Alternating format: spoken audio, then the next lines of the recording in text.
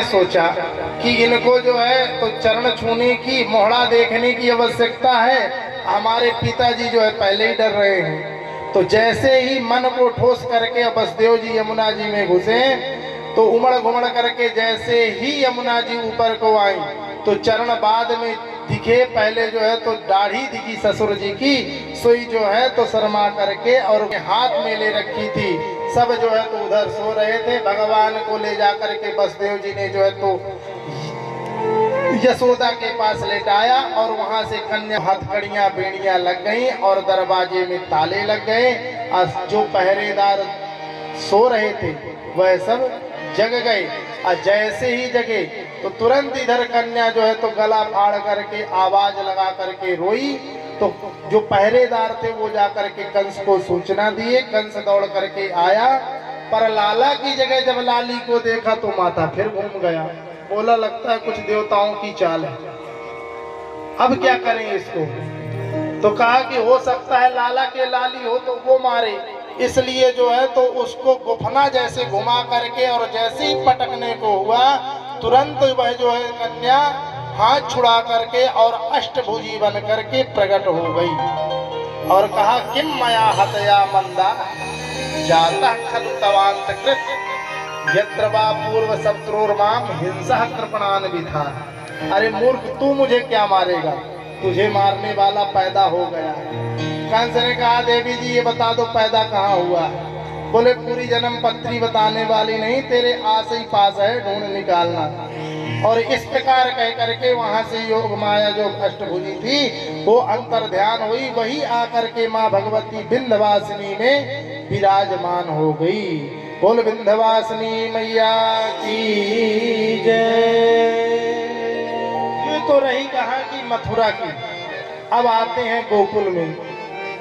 गोकुल में नंद बाबा जो है तो 90 साल के डोकरा है, पर आज तक छोरा छापरों का ना भागा। एक दिन संत महात्मन की मंडली आई, चकाचक जो है तो भंडारे पवाने के लिए महात्मा बोले एक काम करो बाबा, हम तो महात्मा हैं, भोजन पा करके जो है तो तभी मस्त होते हैं। तो जैसे ही भोजन करके और पा करके महात्मा बैठे, सोई नंद बाबा सर रख करके प्रणाम किए। तो तुरंत जो है तो नंद बाबा बोले, नंद बाबा को जो है तो महात्मा बोले नंद बाबा पुत्रवान भव। बोले क्या आशीर्वाद दे रहे हो, अभी तक तो भयो ना है, अब बुढ़ापे में कहा है जाएगो। तो सोई महात्मा बोले आप चिंता मत करो, जब तक तुम्हारे यहाँ जो है हमारो आशीर्वाद सफल ना है जाएगो, तब तक हम तेरो घर का पिंड छोड़वे बारे ना है। इधर जो है तो भंडारे खुल गए हैं, महात्मा पा रहे हैं और गोपाल सहस्त्र नाम का जो है तो पाठ कर रहे हैं। पर आज कौन कब आया है किसी को जो है तो पता नहीं चला। नंद बाबा की बहन का नाम है सुनंदा। सुनंदा आकर के 4 महीने से ही जो है तो भाभी जी की सेवा कर रही थी, पर आज सुबह कौन आया कोई पता नहीं चला। मन में सोचा सबसे पहले सुनंदा ही जगी। सुनंदा जग के मन में सोचा कि भाभी सबसे पहले जगह, पर आज कहा बात है ये तो सो रही गहरी नींद पे। तो जा करके झरोखे से देखा तो सा जो है तो बालक जो है मैया यशोदा के बगल में जो है तो किलकारियां भर रहा था।